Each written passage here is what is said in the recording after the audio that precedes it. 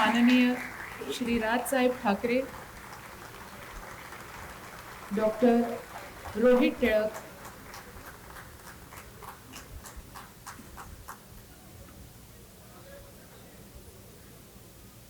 सगळ्यांनी कृपया स्थानापन्न व्हावे अशी विनंती आहे. एवढी रसिक प्रेक्षकांची तुडुंब गर्दी माझ्या मते फक्त एकाच कारणामुळे होऊ शकते आणि ते म्हणजे व्यासपीठावर बसलेले आजचे आपले प्रमुख वक्ते आणि मान्यवर श्री राजसाहेब ठाकरे. जोरदार टाळ्यांनी परत एकदा आपण स्वागत करूया त्यांचं. नमस्कार.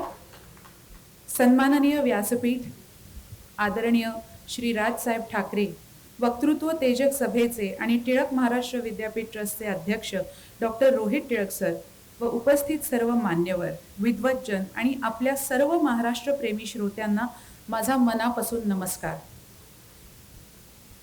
सर्व रसिक प्रेक्षकांना परत एकदा विनंती आहे की कृपया त्यांनी स्थानापन्न होऊन घ्यावे. सत्रात सर्वांचे मनापासून स्वागत करते.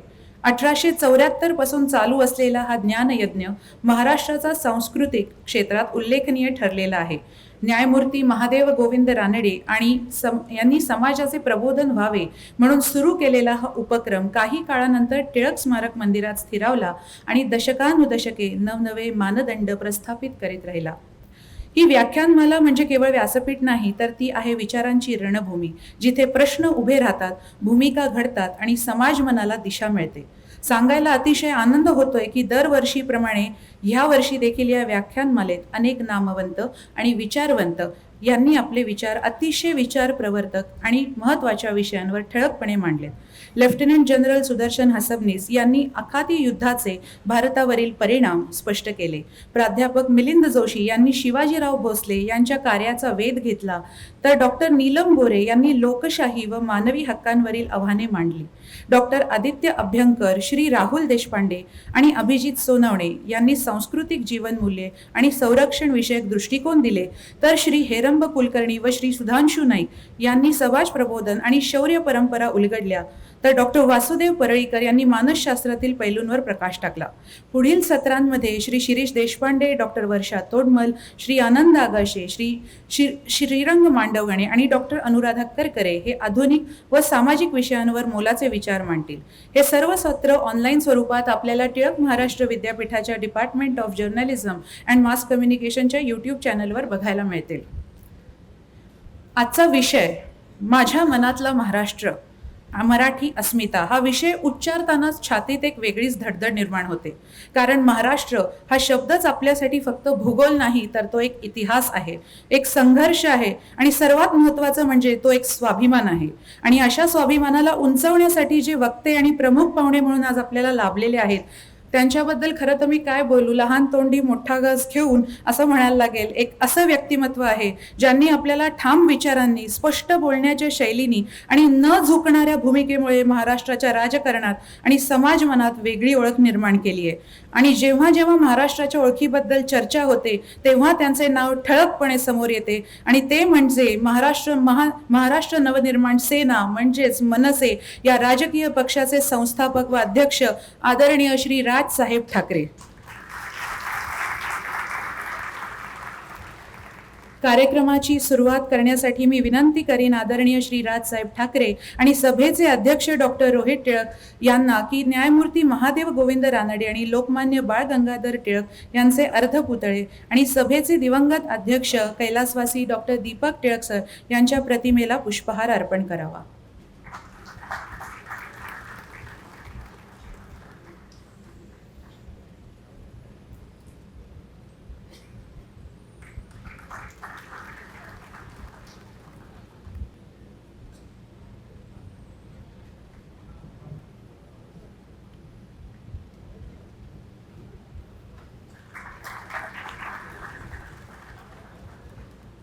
मान्यवरांचे धन्यवाद. आता मी विनंती करते वक्तृत्व तेजक सभेचे अध्यक्ष डॉक्टर रोहित टिळक यांना की त्यांनी आदरणीय श्री राजसाहेब ठाकरे यांचा सन्मान करावा. आणि लोकमान्य टिळक यांचा पुतळा या सन्मानाचे स्वरूप आहे.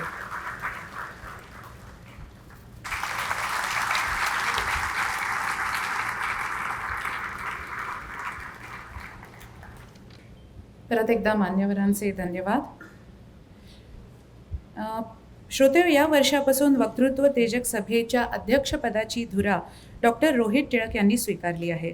सभेचे माजी अध्यक्ष कैलासवासी डॉक्टर दीपक टिळक यांच्या वैचारिक वारशाला पुढे नेण्यासाठी ही परंपरा अधिक बळकट करण्यासाठी जबाबदारी त्यांनी समर्थपणे स्वीकारलेली आहे. मी त्यांना विनम्रपणे विनंती करते की त्यांनी आपल्या स्वागतपर भाषणातून या व्यासपीठाची दिशा अधिक स्पष्ट करावी. कार्यक्रमाचे प्रमुख पाहुणे वक्ते, महाराष्ट्र नवनिर्माण सेनेचे अध्यक्ष सन्माननीय राजसाहेब ठाकरे, वक्तृत्व तेजक सभा, टिळक स्मारक ट्रस्ट, वसन व्याख्यानमाला, टिळक महाराष्ट्र विद्यापीठ आणि केसरी मराठा संस्थेचे सर्व सदस्य, नवनिर्माण सेनेचे अनेक मान्यवर पदाधिकारी इथे उपस्थित आहेत. सन्माननीय अमित ठाकरेजी इथे उपस्थित आहेत, अंकुश काकडेजी दिसत आहेत, सूर्यकांत पाठकजी दिसत आहेत, अनेक मान्यवर इथे उपस्थित आहेत. इलेक्ट्रॉनिक आणि प्रिंट मीडियाचे सर्व प्रतिनिधी आणि एवढ्या मोठ्या संख्येने जमलेले पुणेकर बंधू आणि भगिनी, 151 वर्ष ही वसन व्याख्यानमाला इथे चालू आहे. मला माहिती आहे आपण राजसाहेबांचं व्याख्यान ऐकाकरता सगळेजण इथे आज जमलो आहोत. पण या कार्यक्रमाची सुद्धा एक प्रथा परंपरा राहिलेली आहे की प्रमुख वक्त्याच्या आधी या सभेचे अध्यक्ष किंवा जे प्रतिनिधी असतील ते आधी बोलतात. खरं काही काळ आधी तर अशी सुद्धा प्रथा होती की प्रमुख वक्त्याचं भाषण झाल्यावर अध्यक्ष भाषण करत असत. पण राजसाहेबांचं भाषण झाल्यावर बोलण्याची चूक मी काही करू इच्छित नाही इथे, म्हणून सुरुवातीला स्वागतपर भाषण मी इथे करायला आपल्यासमोर इथे उभा आहे.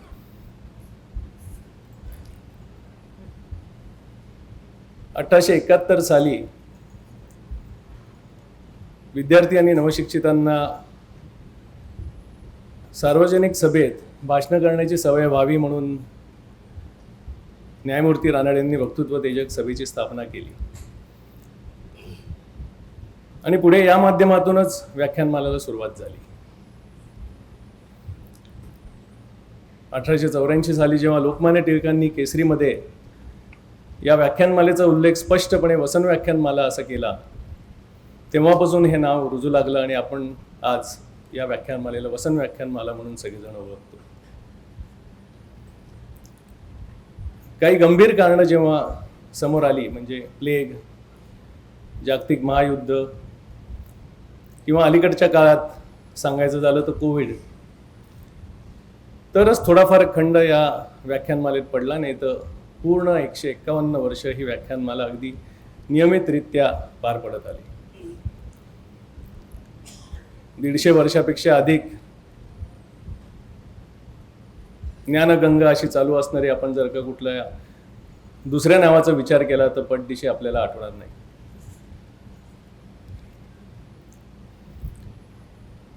सर्व जाती, धर्म, पक्षाच्या पलीकडे या व्याख्यानमालेचा विचार राहिलेला आहे. एक फार मोठा इतिहास या व्याख्यानमालेला जुडलेला आहे. मुंबईसह संयुक्त महाराष्ट्राची जेव्हा स्थापना झाली तेव्हा महाराष्ट्राचा उत्कर्ष कसा असावा, महाराष्ट्राची धोरणं कशी असावी, याकरता 1 दशकाहून अधिक वेळ या व्यासपीठावरनं विचारविनिमय झालेला आहे. नंतर ते एक काळ असा होता की वसन व्याख्यानमालेत काय विचार मांडला जाईल याच्यावर अनेक वर्ष सरकार तिची ध्येय धोरणं ठरवत असत. अशी एक खूप मोठी परंपरा या व्याख्यानमालेला आहे. खूप थोर लोकांचे विचार, खूप महापुरुषांचे विचार या व्यासपीठावरनं झालेले आहेत. नावं घ्यायची झाली तर व्याख्यानमाला चालू करणारे रानडेजी, लोकमान्य बाल गंगाधर टिळक, नेताजी सुभाषचंद्र बोस, माजी राष्ट्रपती राधाकृष्णन, विख्यात कायदेपंडित MC छागल, एम व्यंकटेश, अयंगर, अरुणा असफल्ली असे अनेक दिग्गज या व्याख्यानमालेला येऊन गेलेले आहेत. या व्याख्यानमालेचा सुवर्ण महोत्सव महर्षी कर्वे यांच्या अध्यक्षतेखाली पार पडला. शताब्दीला अटल बिहारी वाजपेयीजींचं व्याख्यान झालं आणि गेल्या वर्षी डॉक्टर दीपक टिळक यांच्या अध्यक्षतेखाली 150वं वर्ष हे दिमाखात इथे साजरी झालं, पार पडलं. इतिहासापासून आत्तापर्यंत या प्रत्येक विषयाला ही व्याख्यानमाला स्पर्श करून गेलेली आहे. नातेवाईकांचं सुद्धा संबंध या व्याख्यानमालेन ज्या ज्या लोकांचा आलाय त्यांची सुद्धा यादी खूप मोठी आहे. पंडित जवाहरलाल नेहरू, विजयलक्ष्मी पंडित, स्वातंत्र्यवीर सावरकर आणि नारायणराव सावरकर हे दोघेही बंधू, सी.डी. देशमुख आणि दुर्गाबाई देशमुख हे पती पत्नी, आणि यंदाच्या वर्षी एक असाच योगायोग जोडून आलाय की 1920 साली प्रबोधनकार ठाकरे यांचं सुद्धा व्याख्यान या व्यासपीठावरनं झालं होतं. 67 साली हिंदू हृदय सम्राट बाळासाहेब ठाकरे यांचं सुद्धा व्याख्यान या व्यासपीठावरनं झालं होतं. आणि आज आपल्याबरोबर त्यांचे पुतणे राजसाहेब ठाकरे आहेत, जे माझ्या मनातील महाराष्ट्र आणि मराठी अस्मिता यावर आपल्याला व्याख्यान देणार आहेत.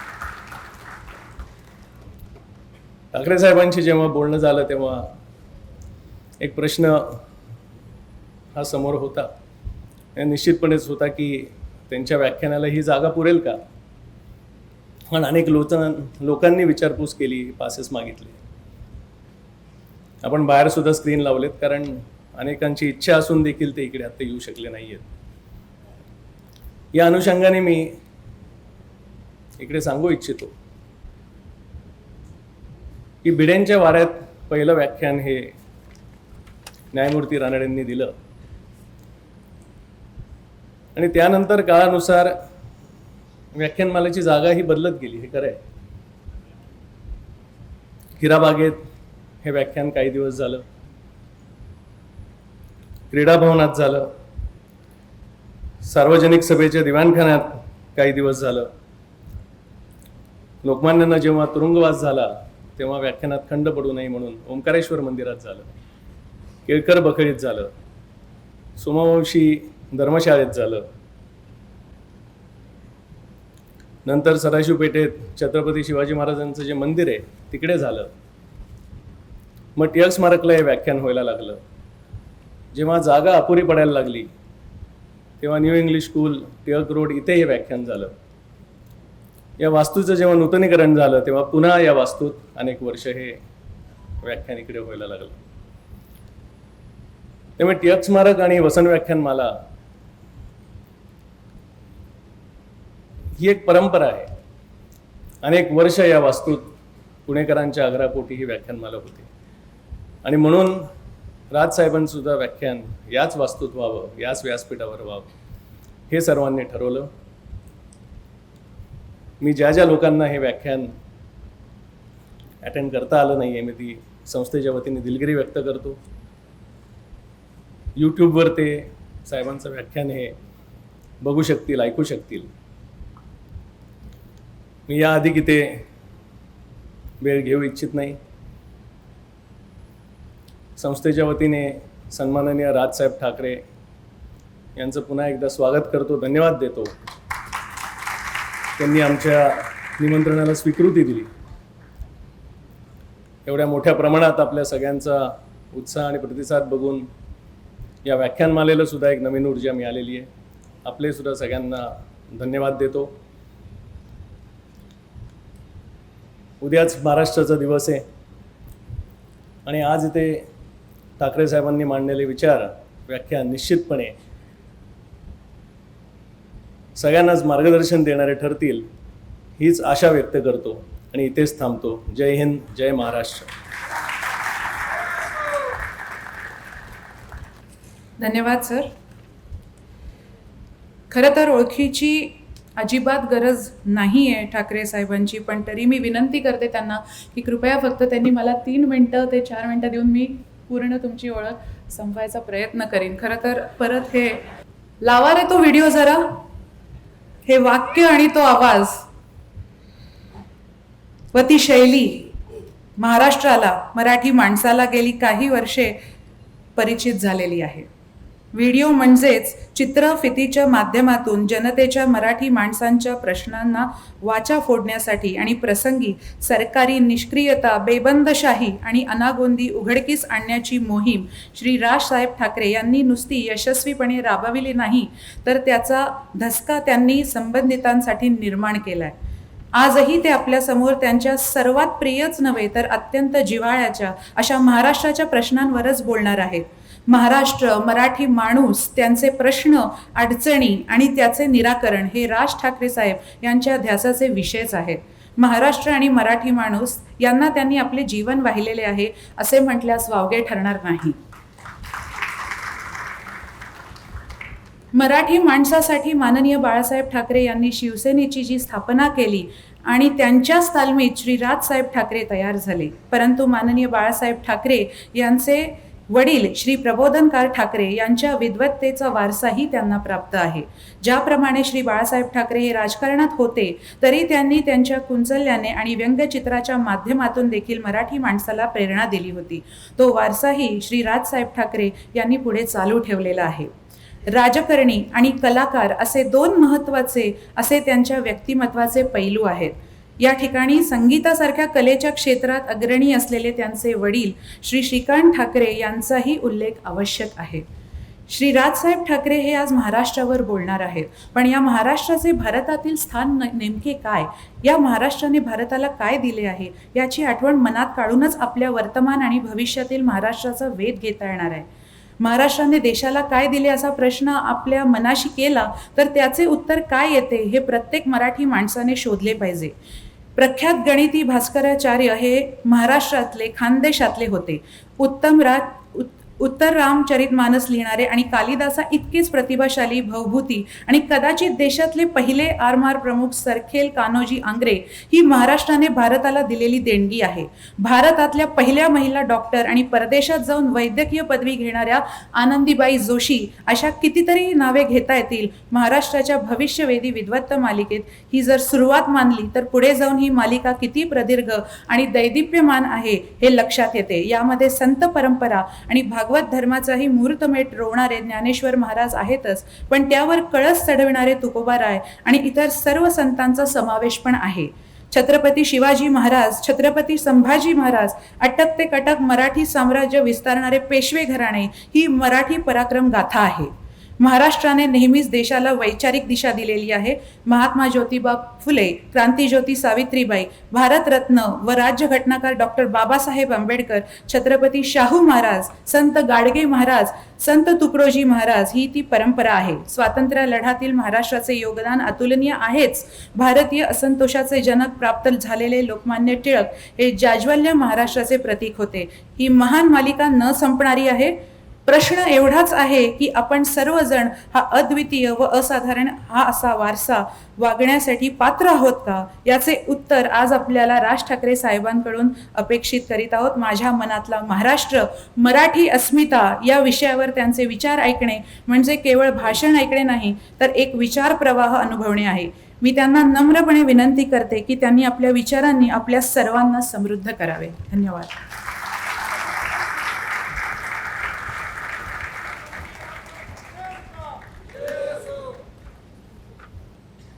वसंत व्याख्यानमालेचे अध्यक्ष श्री रोहित टिळक आणि आज इथे सर्व जमलेल्या माझ्या मराठी बांधवांनो, भगिनींनो आणि मातांनो, आलेल्या सर्व माझ्या पक्षातलेही अनेक जण इथे आलेले आहेत. माझी सर्वांना विनंती आहे, भाषा टाळ्या वगैरे या सगळ्या गोष्टी असतात. फक्त माझं भाषण चालू असताना, माझं बोलणं चालू असताना कृपया कोणी घोषणा देऊ नयेत. धन्यवाद. वसंत व्याख्यानमालेमधलं मला आठवतंय त्याप्रमाणे माझं हे दुसरं व्याख्यान. मी भाषण करणारा माणूस आहे. व्याख्यान देणं हे विचारवंतांचं काम असतं आणि ती माणसं येऊन देत असतात. मागे ज्यावेळेला माझं व्याख्यान झालं होतं त्यावेळेला मला असं वाटतं मागच्या बाहेर एक पटांगण आहे, बरोबर ना, त्या पटांगणामध्ये माझं व्याख्यान झालं होतं. त्याला बरीच वर्ष झाली आता, म्हणजे साधारणपणे त्याला 25-30 वर्ष झाली असतील. आणि त्याच्यानंतर माझं आज इथे व्याख्यान होतंय. तुमचा विश्वास बसणार नाही याची मला पूर्ण खात्री आहे, परंतु काही अशी महत्वाची मोजकी काही भाषणं असतात माझी, शिवतीर्थावरचं असेल किंवा पुण्यातलं फर्ग्युसन कॉलेजवरचं आपलं तुमच्या आईकडचं कुठचं कॉलेज ते SP कॉलेजवरचं असेल, किंवा अशी महत्वाची जी काही प्रमुख अशी काही माझी भाषणं असतात, हे तुम्ही माझ्या घरच्यांना, माझी इथे मुलगी इथे आलेली आहे, माझा मुलगा इथेच कुठेतरी असेल, उर्वशी आली आहे, आम्ही कुठेतरी असेल, घरी माझ्या पत्नीलाही विचारू शकता. तुमचा विश्वास बसणार नाही, पण माझ्या हातापायाला घाम फुटलेला असतो, माझे हातपाय थंड पडलेले असतात सकाळपासून. अनेक जण म्हणतात की नाही नाही काहीतरी काय बोलताय. मी खरंच सांगतोय, ज्या दिवशी माझं भाषण असतं असं काही महत्वाचं, त्यावेळेला अनेकदा मी सकाळपासून ते भाषण होईपर्यंत कोणाशी बोलत पण नाही. कैद्यांना ताटं येतात ना, तसंच एखादं ताट येतं खाली दुपारचं, इतकं नका पकडू, पण तशाच प्रकारचं येतं.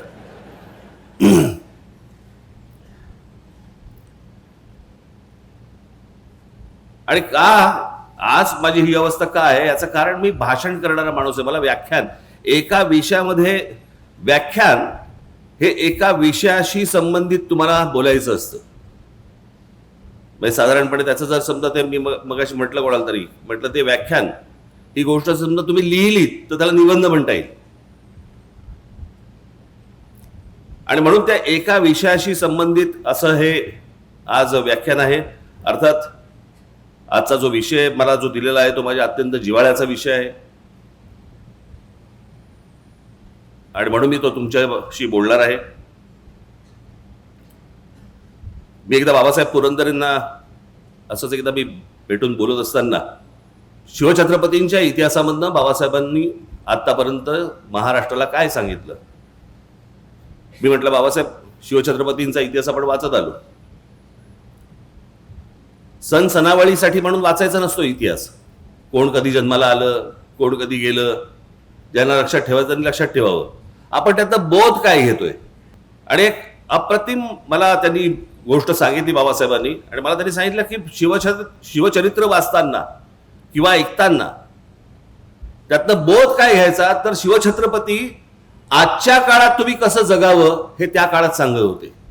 आज आपण ज्या काळामध्ये जगतो आहोत त्या काळामध्ये कसं जगलं पाहिजे हे जर समजा शिवछत्रपतींचा इतिहास वाचला तर त्यांच्या प्रत्येक गोष्टीतनं आपण काय वाचतो, आपण आग्र्याहून सुटका वाचतो, अफजल खानाचा वध वाचतो, शाहिस्तेखानाची बोटं छाटली ती वाचतो, सिद्धी जोहरचा वेढा तोडून महाराज कसे आले ते बघतो. परंतु या 50 वर्षामध्ये, आयुष्याच्या 50 वर्षामध्ये त्या माणसाने आपल्याला काय सांगितलं, आपल्याला काय शिकवलं, महाराष्ट्राने ह्याच्या पुढे कसं जगलं पाहिजे, कसं राहिलं पाहिजे, कसं वागलं पाहिजे. आणि तीच अनेक असंख्य गोष्टींची परंपरा आज ही फक्त महाराष्ट्राला लाभलेली आहे. मी त्या दिवशीचं माझं एक गुढीपाडव्याच्या सभेमधलं माझं भाषण होतं, त्याच्यामध्ये मी झरझर झरझर झरझर झरझर काही काही लोकांची नावं घेतली. सगळ्यांबद्दलच काही मला बोलता नाही आलं. परंतु तुम्ही महाराष्ट्र हा हे एकमेव राज्य आहे ज्याला आता 47 साली ज्यावेळेला स्वातंत्र्य मिळालं आपल्याला, ती स्वातंत्र्य मिळाल्यानंतर त्या सगळ्या प्रदेशांची राज्य झाली, म्हणून आता त्याला राज्य म्हणावं लागतंय. पण ते एकमेव राज्य असं आहे महाराष्ट्र की ज्याच्यातलं तुम्ही कोणतंही क्षेत्र काढा, त्या क्षेत्रामध्ये तुम्हाला माणसं मिळतील आणि अद्भुत पराक्रम गाजवलेली माणसं मिळतील. हे तुम्हाला भारताच्या, देशाच्या कुठच्याही राज्यामध्ये अशी तुम्हाला माणसं सापडणार नाहीत. म्हणून मी आज तुमच्या समोर आज इथे मी तो जो मी आलेख दाखवला होता, जे काही लोकांसमोर तुम्ही सगळ्यांसमोर जे दाखवलं होतं, फक्त झरझर झरझर झरझर तुमच्या समोर फक्त मांडणार की महाराष्ट्राचं कर्तृत्व काय, महाराष्ट्राची ओळख काय. म्हणजे मी तुम्हाला आता एक फक्त गोष्ट तुम्हाला मी वाचून दाखवतो. हा साधारणपणे त्याचा मराठीत भावार्थ आहे. हा फक्त भावार्थ आहे, तेवढा भावार्थ म्हणून तुम्ही फक्त बघितलं पाहिजे त्याच्याकडे. हे साधारणपणे 1904 साली रवींद्रनाथ टागोरांनी लिहिलेली शिवाजी महाराजांवरची कविता आहे. कुठे बंगाल. शिवछत्रपतींचा आदर्श किंवा शिवछत्रपतींबद्दलचा प्रेम, हेवा हा कुठपर्यंत कानाकोपऱ्यापर्यंत पसरला होता. त्याचं अगदी सगळ्यात महत्वाचं उदाहरण म्हणून सांगायचं झालं तर शिवछत्रपतींच्या वेळेला एक व्यक्ती तशी ही पूर्वेच्या बाजूला पण होती, आसाममध्ये. त्या व्यक्तीचा आदर्श हे आमचे शिवछत्रपती होते. त्या व्यक्तीचं नाव होतं लच्छितबळ फुकंद. हा तिकडचा मोठा एक सेनापती होता आसाम मधला.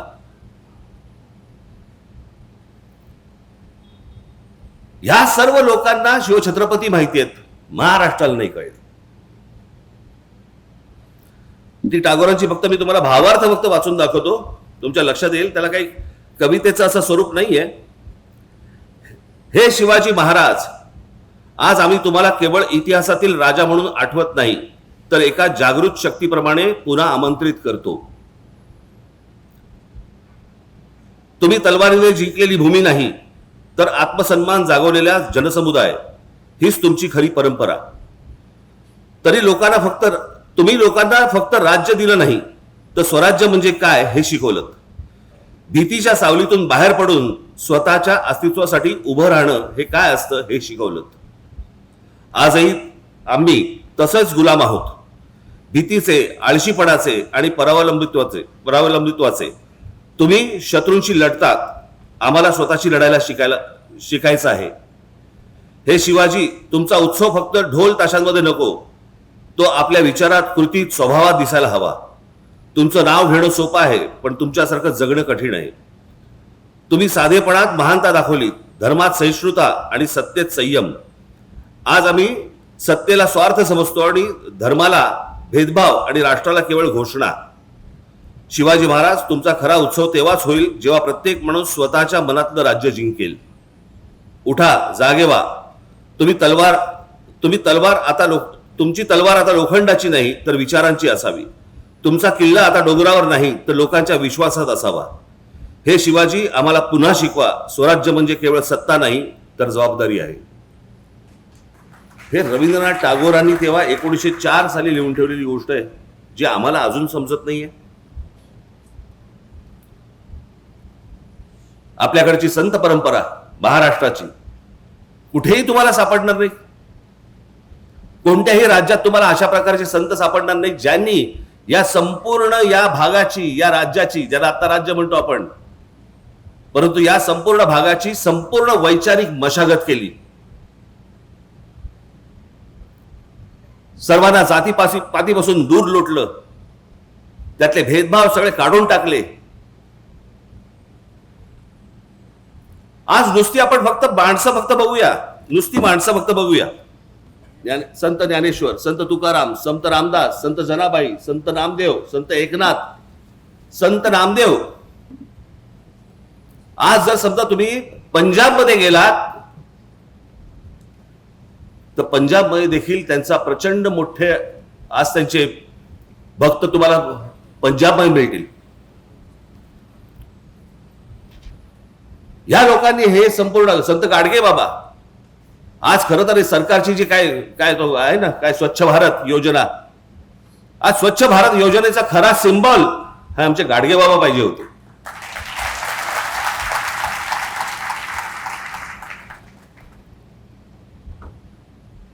कधीतरी एकदा तुम्ही आपल्या पुस्तकांमध्ये डोकावा.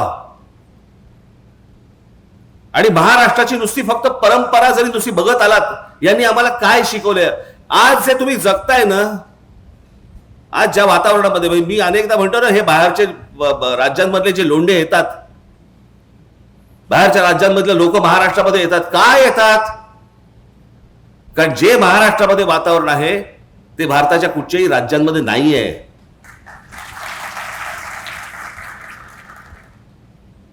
आज या महाराष्ट्रामधले, आज मुंबईसारख्या ठिकाणी, पुण्यासारख्या ठिकाणी, नागपूरसारख्या ठिकाणी आज मुली, महिला आज बसने जात असतात, कितीही वाजता रस्त्याने फिरत असतात. आज ह्या महाराष्ट्रामधला माणूस कधी त्यांना आज वेड्या वाकड्या नजरेने बघणार नाही, कधी त्यांना हात लावणार नाही, कधी छेडछाड करणार नाही.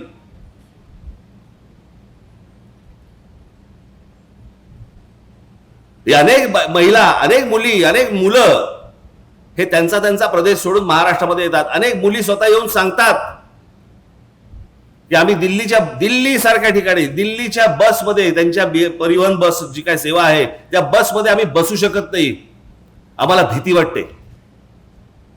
7 नंतर दिल्ली सारख्या ठिकाणी, देशाची राजधानी, 7 नंतर आम्हाला फिरायला भीती वाटते.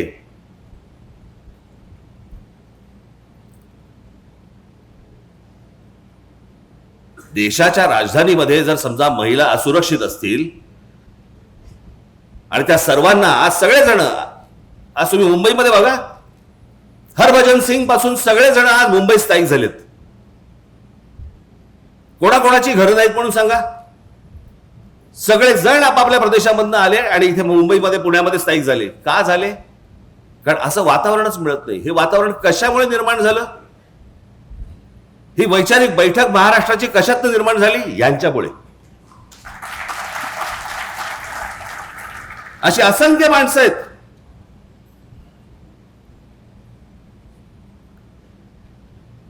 म्हणजे आज पुण्यामध्ये, मला अजूनही आठवते, लहान असताना मी जेव्हा पुण्यामध्ये येत असे, आजही आहे, काय आज वेगळं नाहीये, परंतु आज अनेक, त्यावेळेला पण देखील अनेक महिला, अनेक मुली आज सायकल चालवायच्या, स्कूटर चालवायच्या. हे वातावरण कुठे नव्हतं हो. हा मोकळेपणा आला कुठून? हा मोकळेपणा महाराष्ट्राचा स्थायीभाव होता. महाराष्ट्रामध्ये आज महिला मोकळेपणाने फिरू शकतात, वागू शकतात, बाहेर जाऊ शकतात. या सगळ्या लोकांची जो घडवला ना महाराष्ट्र, याच्यातनं आज आपण हे सगळं बघतो आहोत. आपण दरवेळेला म्हणतो की मोगलांनी आक्रमण केलं, ह्यांनी आक्रमण केलं, त्यांनी आक्रमण केलं, पण ह्या सगळ्या आक्रमणामध्ये बंडखोरीचा विचार हा पहिला जर कोणाच्या मनात आला असेल तर तो एका स्त्रीच्या मनात आला की ह्यांच्या विरुद्ध बंड झालं पाहिजे. माझ्या भूमीवरती माझं राज्य असलं पाहिजे आणि माझ्या भूमीवरचं माझं राज्य, तिथून तो शब्द आला स्वराज्य. तो एका बंडखोर, एका मुलीमध्ये आला, जिने आपल्या वडिलांना सांगायचा प्रयत्न केला, त्यानंतर आपल्या नवऱ्याला सांगायचा प्रयत्न केला, त्यांनी तो प्रयत्न केला देखील. त्या आमच्या जिजाऊ साहेब. शहाजीराजांनी बंड केलं, फसलं, आणि मग ती संपूर्ण गोष्ट आपल्या मुलाकडनं करून घेतली. त्यालाही नशीब लागतं, त्याचा मुलगा जन्माला यायला लागतो.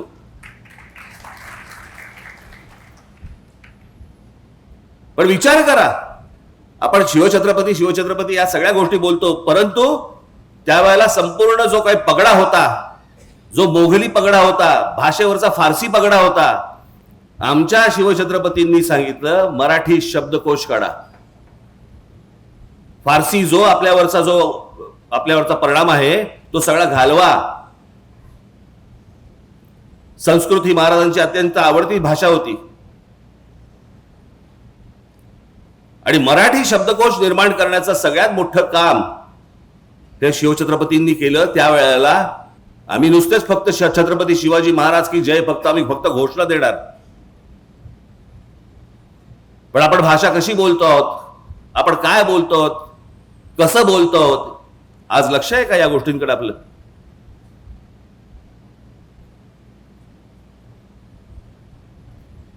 नुसती या महापुरुषांचे त्यांचे फक्त जयंती आणि पुण्यतिथ्यांना फक्त फक्त आपली आठवण येणार, त्यांची पुतळ्यांना हार घालून आम्ही मोकळे होणार.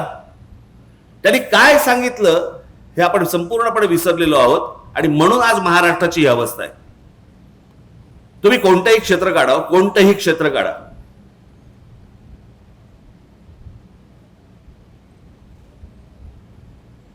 म्हणजे आज शिवछत्रपतींच्या नंतर संपूर्ण साम्राज्याचा सगळा कुठपर्यंत पसरवलं ते पेशव्यांनी पसरवलं, मराठा साम्राज्याने पसरवलं. काय केलं? शिवछत्रपतींचा विचार पसरवला.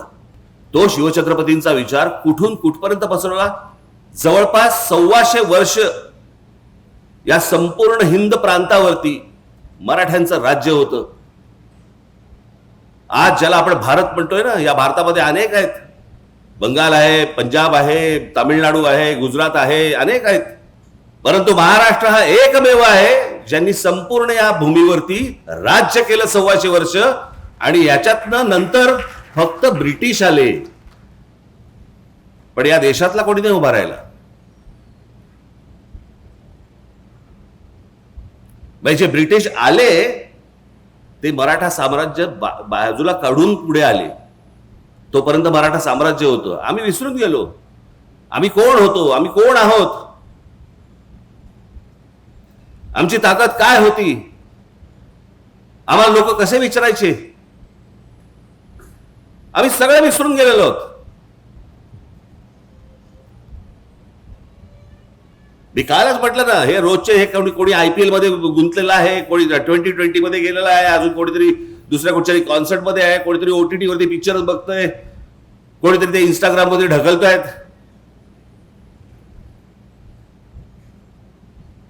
मूळ गोष्टींकडे आमचं दुर्लक्ष झालं की कोण आहोत आम्ही, आम्हाला हे कोणी शिकवलं, आमची भाषा काय, आमची मराठी भाषा. भाई साधी गोष्ट लक्षात घ्या हो, की आज अभिजात भाषेचा दर्जा मिळाला मराठी भाषेला का? कारण ती प्राचीन भाषा आहे म्हणून. आणि आमच्याकडे वाद कसले चालू आहेत महाराष्ट्रामध्ये? हिंदी लादण्याचे. हिंदी ही साधारणपणे आता 150 वर्षापूर्वीची, फार फार तर 200 वर्षापूर्वीची भाषा आहे, 150-200 वर्षापूर्वीची. त्याच्यात आम्ही गुंतलेलो आहोत. म्हणजे उद्या हिंदी भाषेला जर समजा अभिजात भाषेचा दर्जा मिळायचा असेल ना, अजून 1000 वर्ष आहेत.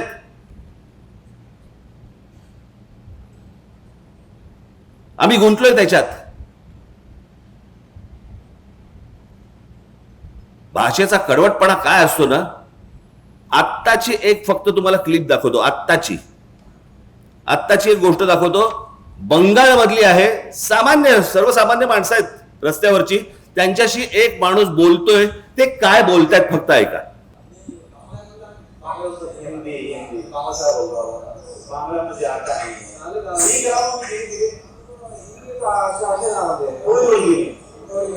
मुझे भारतवासी आती है और 2-4 चीजें आती है. आप भी ना बांग्ला आती है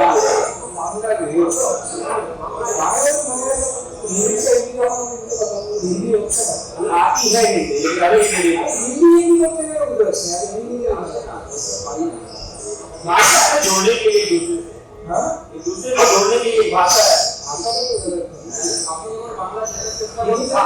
बाहर से ज्यादा बाहर रहिएगा, इससे कैसे बात कीजिएगा? हिंदी का मतलब बाहर ही बोलेंगे, बाहर ही बोलेंगे ना, बाहर इंग्लिश, बाहर इंग्लिश, हिंदी भाषा आपने जेव्हा बांगला शिकले, आम्ही जेव्हा हिंदी. पाहिले किती कडवट आहेत. तुम्ही जोपर्यंत कडवट राहणार नाही, तुम्ही जोपर्यंत कडवट होणार नाही, तोपर्यंत ह्या गोष्टी अशाच होत राहणार.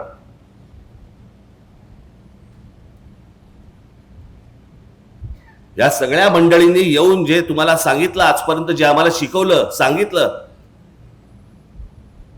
वानखेडे स्टेडियमवरच्या भर मॅच मध्ये ज्या वेळेला आमचा सचिन तेंडुलकर येतो ना, त्यावेळेला पहिलं भाषण तो मराठीत करतो. मला अभिमान वाटतो त्याचा.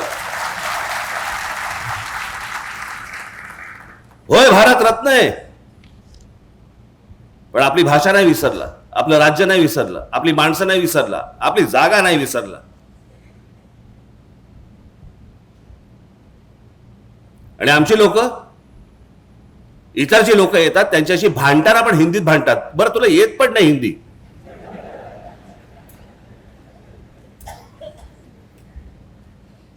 मग त्याशी कोणतरी असं बोलताना कायकू हा शब्द कुठून आला मला कळलं नाही. हा कुठच्याही भाषेत नाहीये शब्द. ऐसा कायकू करताय, कायकू कुठून आला हा शब्द? बरं बोल, माझा भाषा कुठचीच वाईट नसते.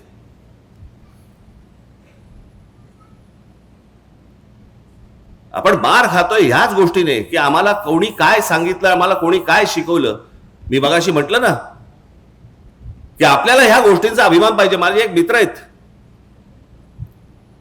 ते एकदा मध्यंतरी काहीतरी त्यांच्या ऑफिसचा सगळे स्टाफ होते, त्यांचे लोक होते, मला असं वाटतं टाइम्स ऑफ इंडिया मधले होते. ही गोष्ट आता झाली त्याला 15 वर्ष झाली, 10-15 वर्ष झाली. त्यांना घेऊन ते कुठेतरी पिकनिकला म्हणून गेले. या कर्जत बिरजत या सगळ्या भागामध्ये कुठेतरी गेले. पावसाळ्याचे दिवस होते. त्यांनी मला सांगितलं, म्हणे मला जरा पोचायला उशीर झाला. मी बघितलं तर आमच्या म्हणे वर्तमानपत्रामध्ये काम करणारे एक 10-12 बंगाली लोक होते. मुलं मुली अशा सगळे बसले होते. आणि ती मुलं मुली रवींद्रनाथ टागोरांच्या कविता आणि गाणी म्हणत होते. त्याला रवींद्र संगीत म्हणतात. बंगाल सोडून महाराष्ट्रामध्ये आहेत, महाराष्ट्राच्या एका वर्तमानपत्रामध्ये काम करतायत आणि इथे आल्यावर देखील त्यांचं रवींद्र संगीत ते विसरलेलं नाहीत. आणि आमच्याकडे लेखक कोण आणि कवी कोण हा जातीतनं पाहिला जातो.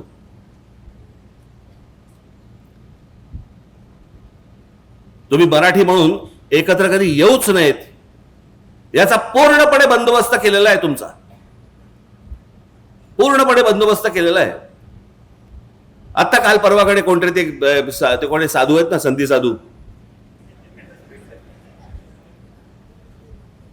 कोणालाही पेव फुटत.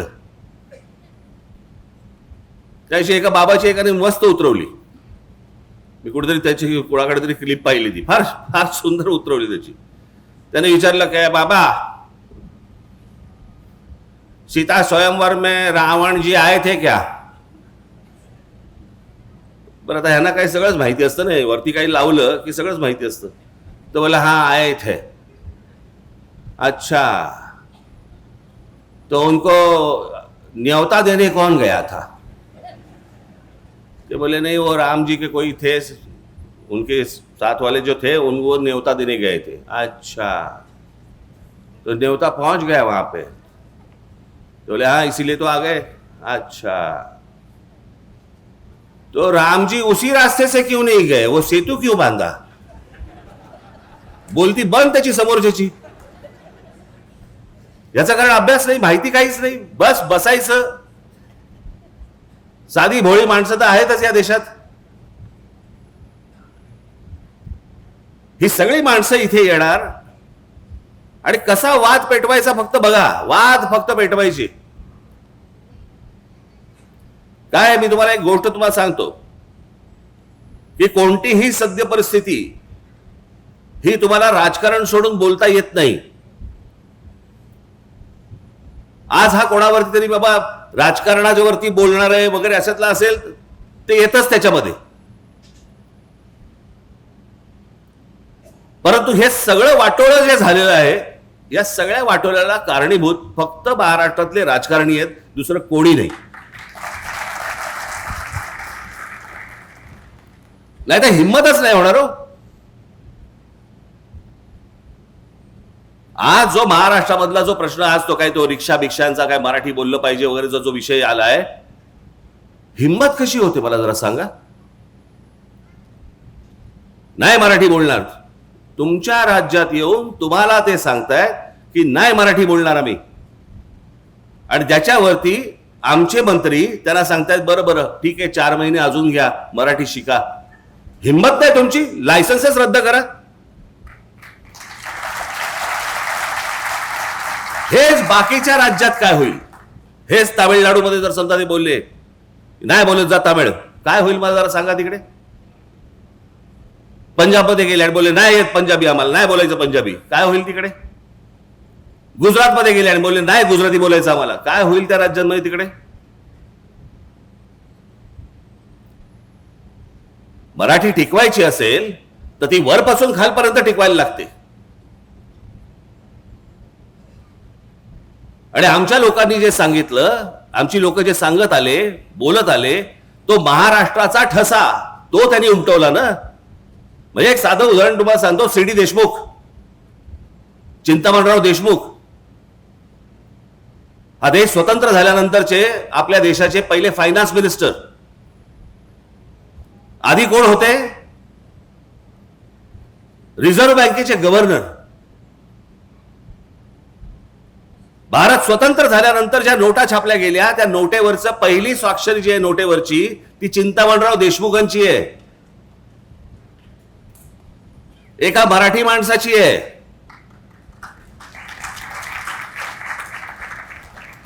पण ज्या वेळेला संयुक्त महाराष्ट्राचा लढा पेटला आणि मुंबई महाराष्ट्रात राहणार का गुजरातमध्ये जाणार, हे ज्या वेळेला त्याचा लढा ज्यावेळेला सुरू झाला, संयुक्त महाराष्ट्र समितीचा लढा ज्यावेळेला सुरू झाला, त्यावेळेला लोकसभेमध्ये या चिंतामणराव देशमुखांनी पंडित जवाहरलाल नेहरूंना सांगितलं की तुमच्या मनामध्ये महाराष्ट्राबद्दल चांगला विचार नाहीये. मुंबई ही महाराष्ट्रामध्ये राहणार आणि हा माझा राजीनामा.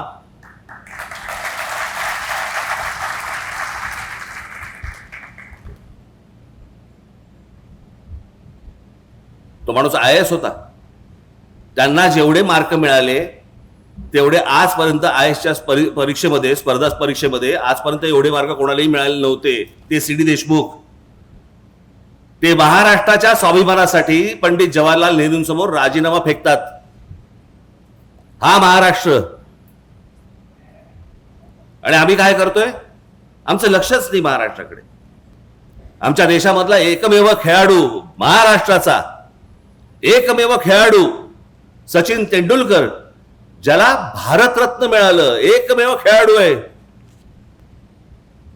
आम्हाला काय, मॅच बघतोय, आनंद घेतोय, बस झाला, संपला विषय. हे दुसऱ्या कोणत्याही राज्यामध्ये असतं ना, त्यांचं काय केलं असतं. मी जर चुकत नसेल तर आज दादासाहेब फाळकेंची जयंती, माहितीच नाही आम्हाला कोणाला. आज आम्ही OTT वरती बघतोय, चित्रपट बघतोय, आम्ही मजा घेतोय, चित्रपटांची मजा घेतोय. अरे पण ज्या भारतामध्ये पहिल्यांदा चित्रपट सृष्टी आणली, चित्रपट ज्या माणसाने पहिला बनवला, तो आमचा मराठी माणूस दादासाहेब फाळके. आम्हाला विसरच पडलेला आहे या लोकांचा. भाई सत्यजित रे यांना ऑस्करचा लाईफ टाईम अचिव्हमेंट अवॉर्ड मिळाला. ऑस्करचा लाईफ टाईम अचिव्हमेंट अवॉर्ड हा सत्यजित रेंना मिळाला, पण आमच्या व्ही शांतारामांना नाही मिळाला, आमच्या दादासाहेब फाळकेंना नाही मिळाला, आमच्या बाबूराव पेंटरांना नाही मिळाला. आमची लॉबीच नाही. आमच्या राज्यकर्त्यांना, आमच्या पुढाऱ्यांना वाटलं पाहिजे की आमची माणसं आम्ही मोठी केली पाहिजेत. काही नाही, निरुत्साह. आमच्या लोकांना मोठं बोलण्यातच आम्हाला पाप वाटायला लागलं. तुम्ही सायन्स अँड टेक्नॉलॉजी घ्या, त्यात मराठी माणसं आहेत, गोवारीकर आहेत, माशेलकर आहेत, अनेक लोक आहेत. माशेलकर या माणसाने आज आम्हाला कळत नाही, आम्ही जातो खंडोबाला, जातो खंडोबाच्या इकडे जातो, आम्ही तुमचा काय त्याला काय हळद असते ना तिकडे, भंडारा, आम्ही उधळतो तिकडे भंडारा. भंडारा म्हणजे काय, हळदच ना. या हळदीवरती अमेरिकेने पेटंट सांगितलं होतं की हे नाही आमचं आहे म्हणून. अमेरिकेने जागतिक स्तरावरती आमचे माशेलकर भांडले आणि ते पेटंट भारताला मिळवून आणलं की हळद आमची आहे. आम्ही रोज सकाळी देवाला लावताना हळद लावतो, कुंकू लावतो, पण आमच्या त्या हळदीचं पेटंट हे ज्या माणसाने आणलं आमच्याकडे, आम्हाला माहित नाहीये, आम्हाला महत्वच नाही आमच्या माणसांचं. काही देणं घेणं नाहीये. मी त्या दिवशी सांगितलं ना तुम्हाला, महाराष्ट्रामध्ये संगीतकार, मराठी संगीतकार तर असंख्य होऊन गेले, पण देश पातळीवरचं जागतिक पातळीवरचा लक्ष्मीकांत कुडाळकर, लक्ष्मीकांत प्यारलाल मधले लक्ष्मीकांत हे कुडाळकर होते, आमच्या कुडाळ मधले, आमचा मराठी माणूस होता. 6300 गाणी दिली आजपर्यंत. 6300 गाणी कशाला म्हणतात हो? काय आहे आमच्याकडे? लक्ष्मीकांत कुडाळकरांच्या नावाने आमच्याकडे काही आहे? छत्रपती शिवाजी महाराज ही महाराष्ट्राची ओळख, डॉक्टर बाबासाहेब आंबेडकर ही महाराष्ट्राची ओळख, ज्योतिराव फुले आमचे ही महाराष्ट्राची ओळख. हे मोठेच होते, ही मोठीच माणसं होती. लोकमान्य टिळक ही मोठीच माणसं होती. पण आज छत्रपती शिवाजी महाराजांच्या नावाने केवढ्या गोष्टी आहेत. पूल आहेत, पुतळे तर भरपूरच आहेत. बाबासाहेबांच्या नावाने किती आहेत? अनेक रस्ते आहेत, अनेक गोष्टी आहेत. ज्योतिरावांच्या नावाने किती आहेत? पुतळे आहेत, अनेक रस्ते आहेत, अनेक चौक आहेत.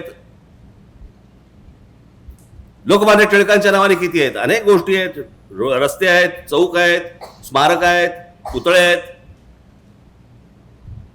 इतर जी मोठी माणसं होऊन गेली महाराष्ट्रामध्ये, त्यांच्या नावाने आपण कधी काय करणार आहोत?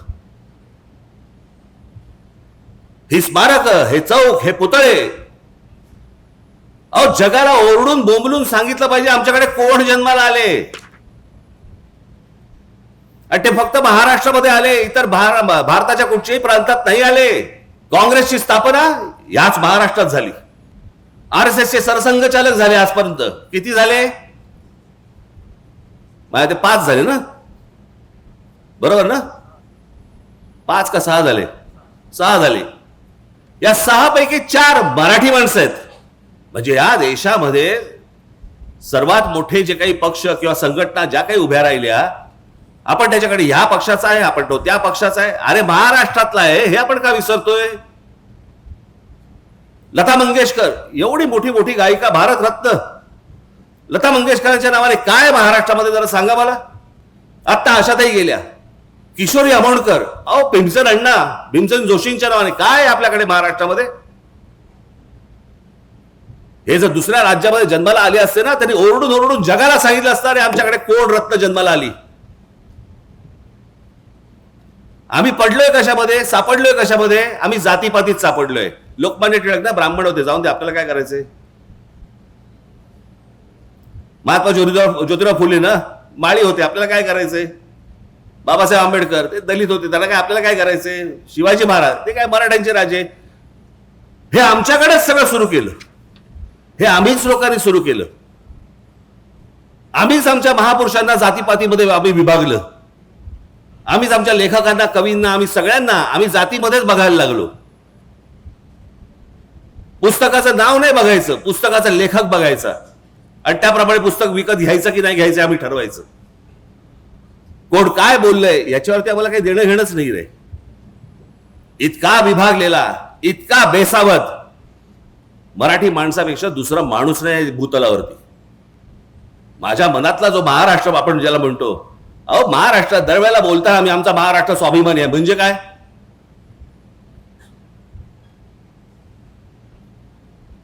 म्हणजे काय आम्हाला कळतच नाही. बरं, अनेक सुशिक्षित लोक आहेत, त्यांनाही समजत नाही. मी नेहमी सांगत असतो ना, माणूस सुशिक्षित असून उपयोगाचा नाहीये, तो माणूस सुज्ञ असावा लागतो. ते मध्यंतरी काय ते झालं ना, ते काय सिंदूर काय ते युद्ध काय ते झालं सगळं, आणि मग सगळे जण सुरू झाले, कराची ले लिया,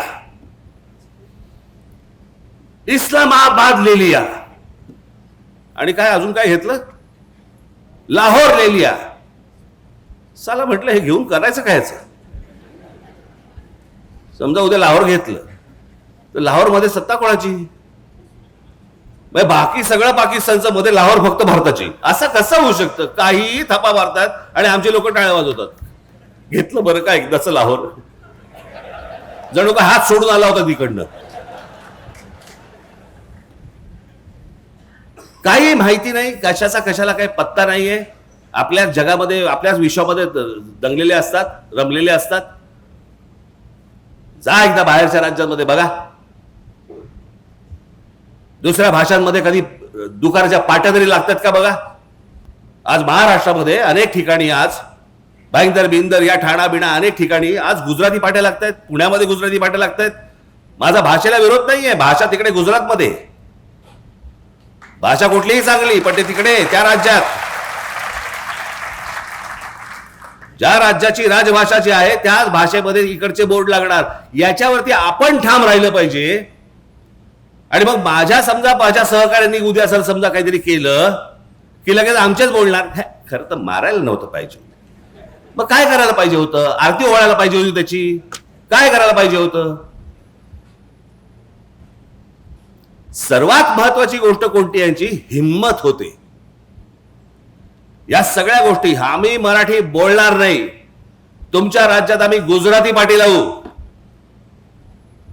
आम्ही तुमच्या राज्यात येऊन आम्ही मुंबईला बॉम्बे म्हणू. म्हणजे गंमत बघा, बॉम्बेचं मुंबई, खरं तर मुंबईच नाव आहे त्याचं, आणि मद्रासचं चेन्नई हे एकाच वेळेला झालंय. 96 साली का 97 साली. पण सगळे लोक बोलताना बरोबर चेन्नई बोलणार आणि इथे बोलताना बॉम्बे म्हणणार. हॉटेलची नावं बदललेली लक्षात राहतात रे. ओबेरॉयचं ट्रायडंट झालं की लगेच लक्षात राहते यांच्या. नाही ट्रायडंटला जायचंय. अरे पूर्वी ओबेरॉय होतं ना. नाही आता ट्रायडंट झालं. मग मुंबई झालेलं लक्षात राहत नाही. बरं, तो आमचा भावनेचा विषय आहे.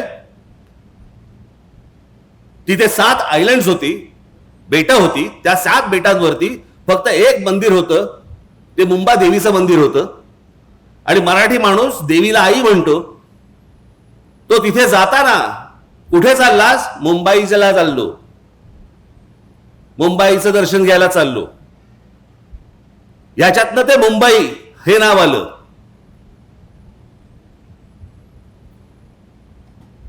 पण आम्हीच नाही, आम्हालाच काही वाटत नाही या गोष्टींचं. एखादा समोरचा काही बोलला की बाबा काय बॉम्बेला जाऊन आलो, आम्ही पण काही लक्ष देत नाही. मागे एका चित्रपटामध्ये केलं होतं त्यांनी. चित्रपटामध्ये बॉम्बे बॉम्बे बॉम्बे उल्लेख होता. मला कळलं. म्हटलं जर नाही काढलं तर बांबू बांबू बांबू एवढंच फक्त लक्षात ठेव.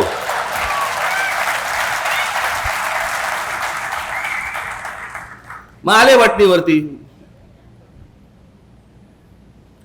आम्हाला हे करायला का लागतंय? मी हे सतत जे बोलतोय, मी जे सतत तुम्हाला सांगतोय, हे का सांगतोय? हे सांगतोय एवढ्यासाठी सांगतोय बाबांनो, मी खरंच सांगतोय तुम्हाला, ही इतकी भीषण वेळ आहे आत्ताची. सगळ्या बाजूनी इमारती उभ्या राहत आहेत. तुम्हाला कंट्रोल तुमच्या हातातच कंट्रोल नाहीये. सगळ्या उद्योगपतींनी, बिल्डरांनी, सगळ्यांनी ताबा घेतलेला आहे. तुम्ही कोण आहात, काय आहात, कसे राहणार आहात, कसे जगणार आहात, कुठून फिरणार आहात, काय ह्याच्याशी त्याला काही कर्तव्य नाहीये.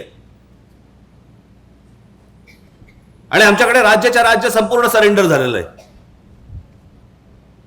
हे काय हेच राज्यकर्ते म्हणत नाही, ह्याच्या अगोदरची राज्यकर्ते सगळे बिल्डरांना आणि उद्योगपतींना सरेंडर होतात.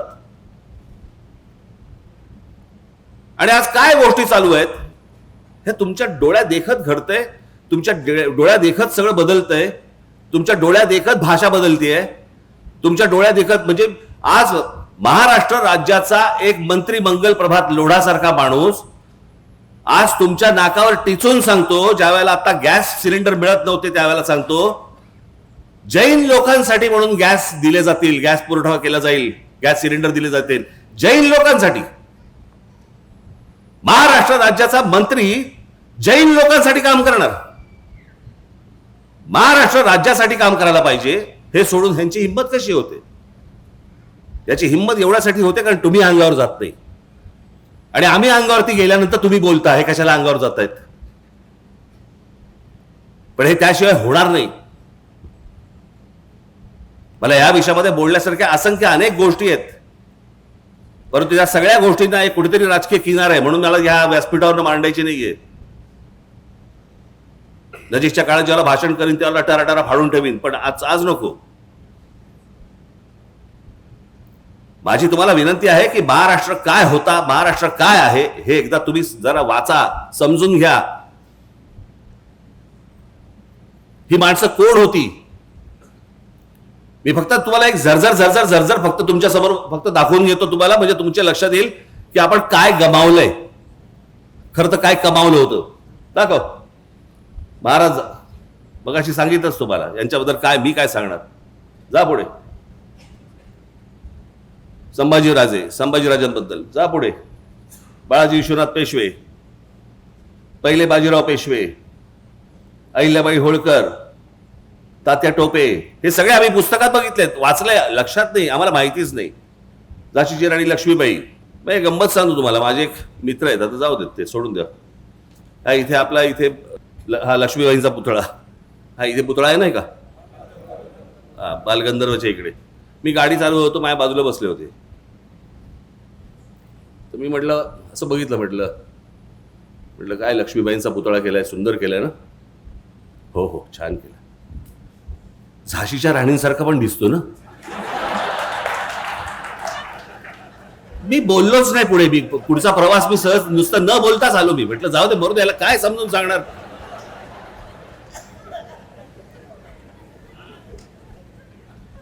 हे आमचं ज्ञान चाकवा. हे भाऊ लक्ष्मण अजिंक्य,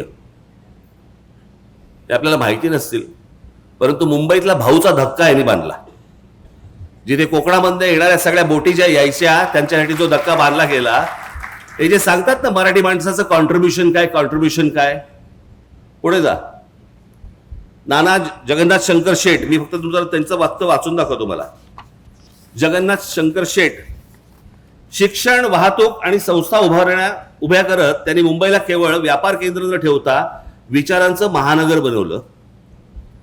यांचं सगळ्यात मोठे कॉन्ट्रीब्युशन ब्रिटिशांच्या बरोबरीने, म्हणजे माणसं आमची शिकली पाहिजेत, ब्रिटिशांचा काळ होता, त्यांना बरोबर घेऊन पण भारतासाठी, आपल्या माणसांसाठी त्यांनी शाळा कॉलेज उभी केली. कोणती? एल्फिन्स्टन कॉलेज यांच्यामुळे, विल्सन कॉलेज यांच्यामुळे, सर जे स्कूल ऑफ आर्ट यांच्यामुळे, ग्रँड मेडिकल यांच्यामुळे. हे या माणसामुळे झालेलं आहे. आम्हाला काही त्याचं पडलेलं नाहीये. कोण नाना शंकर शेठ, कोण आहे ती माणसं, काही देणं घेणं नाही आम्हाला. जा पुढे. सीताराम खंडेराव वैद्य. सीताराम खंडेराव वैद्य तुम्ही ऐकाल ना, हे आर्किटेक्ट होते. म्हणजे मी तुम्हाला सांगतो, मी जिथे राहतो बरोबर त्याच्या मागच्या बाजूला यांचे मला असं वाटतं नातू राहत होते. नातू रमेश वैद्य म्हणून, बरं का.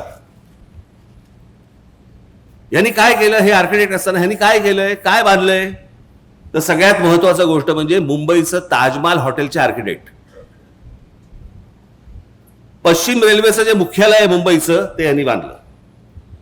त्याच्यानंतर मुंबई महानगरपालिकेमध्ये यांचा हात होता. त्याच्यानंतर छत्रपती शिवाजी टर्मिनस याचे पण ते आर्किटेक्ट होते. आपल्याला वाटतं मराठी माणसांनी काय केले, सगळे इंग्रजांनी केले, आर्किटेक्ट हे होते. आम्हाला काही नाही देणं घेणं. पुढे जा. समाजकारण. ज्योतिरावांचं काय बोलायचं. सावित्री देवी, गोपाळ हरी देशमुख, लोकहितवादी, गोविंद महादेव रानडे, लोकमान्य टिळक, आगरकर, महर्षी धोंडो केशव कर्वे. मी त्याशी माझ्या सभेमध्ये सांगितलं, आपल्या महाराष्ट्रामधले जवळपास 8 का 9 भारतरत्न आहेत. या 9 भारतरत्नांपैकी आत्ता 9वं मिळालं मला असं वाटतं त्या देशमुखांना. तोपर्यंत 8 होते. 8 कोण कोण होते? बाबा काणे, धोंडो केशव कर्वे, विनोबा भावे, बाबासाहेब आंबेडकर, लता मंगेशकर, भीमसेन अण्णा जोशी, त्याच्यानंतर JRD टाटा, सचिन तेंडुलकर आणि आता आपले देशमुख, नानाजी देशमुख. 9 जणांना भारतरत्न मिळालेली. या 9 जणांमधले 4 जण हे एकट्या दापोलीमधले आहेत.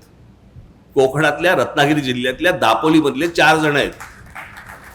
टाळ्या नका बाजू, कारण दापोलीलाही माहित नाही. आणि माहिती असेल तरी हा ठीक आहे, आमच्याकडे होऊन गेले. आपल्याकडे काय, साधारणपणे मोठ्या माणसांचं फारसं कौतुक करू नये असं म्हणतात. कौतुक केल्याने माणसं चढतात. जरा चढून जातात. आता हे काय गेलेले आहेत, पण आमच्याकडे काही नाही त्या गोष्टींचं कौतुक. 4 माणसं म्हणजे त्यातले बाबासाहेबांचा फक्त जन्म हा इंदोरचा आहे, बाकी संपूर्ण बालपण सगळं जण हे सगळं दापोलीमध्ये गेलं.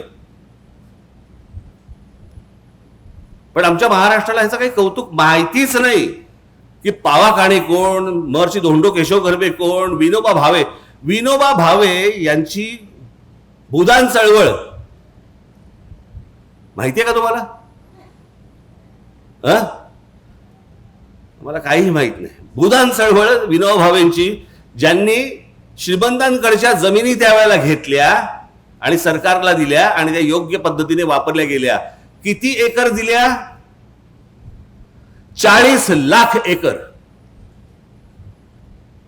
ती संपूर्ण जी पदयात्रा त्यांची जी झाली होती देशभर, त्या देशभर पदयात्रेमधनं, त्या भूदान चळवळीमधनं त्यांनी 40 लाख एकर जमीन श्रीमंतांकडनं काढून घेऊन सरकारला दिली. आणि आज जे या देशामध्ये अनेक जे उद्योग उभे राहिलेत किंवा जे सरकारी जागा ज्या आपल्याला दिसतात ना, त्याचं सगळ्यात मोठं श्रेय हे विनोबा भावेंचं आहे. काय भावेंना वाटत असेल आज की ज्या जमिनी मी काढून सरकारला दिल्या होत्या तेच सरकार आज त्या जमिनी काढून त्या परत त्या श्रीमंतांकडे देत आहे, परत त्या उद्योगधंदेवाल्यांकडे देत आहेत. काय वाटलं असेल मी का आजपर्यंत एवढा देशभर चाललो आणि त्यातनं मला काय मिळालं? आम्हाला या लोकांचं काही वाटतच नाही आहे. लोकांचं पुढे जा. पंडित रमाबाई, आनंदीबाई जोशी, त्या काळामध्ये विचार करायचा, परदेशामध्ये जायचं आणि डॉक्टर व्हायचं. विचार करून बघा त्या काळात, म्हणजे तो कोणता काळ होता? समुद्रावरनं गेल्यावर तुम्हाला हिंदू धर्मात तुम्ही राहणार नाही, तुम्हाला दुसऱ्या धर्मात जावं लागेल. काहीतरी आचाट विचाट काहीतरी कल्पना असायच्या त्यावेळेच्या. म्हणजे त्यावेळेला आमचे दादासाहेब फाळके देखील परदेशात गेलेच की, अनेक लोक गेले, गांधी गेले की. गांधीने कुठचा धर्म बदलला? पण त्यावेळेला ते काहीतरी असायचं, विहिरीत पाव टाकला की धर्म बदलतो. कुठला पाव टाकला की? सध्या प्लेटमध्ये पडला पाव तरी धर्म नाही बदलत होता. पण प्रश्न असा आहे की त्या काळामध्ये अशा प्रकारची मानसिकता लोकांमध्ये असताना अमेरिकेसारख्या ठिकाणी जायचं, डॉक्टर व्हायचं आणि यायचं.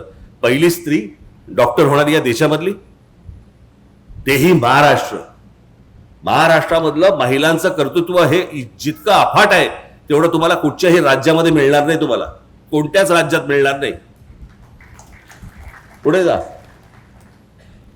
गोपाळकृष्ण गोखले, गांधीजींचे गुरु, ज्यांनी सांगितलं, महात्मा गांधींना सांगितलं पहिला देश फिर,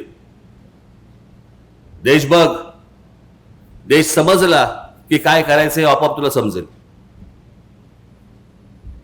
विठ्ठलरामजी शिंदे, शाहू महाराजांबद्दल काय सांगायचं? तुम्ही एकदा हे यांच्याबद्दल वाचावं. मला मी तुम्हाला सांगतो ना, या एकेका माणसांवरती तुम्ही एक तास बोलू शकू आपण.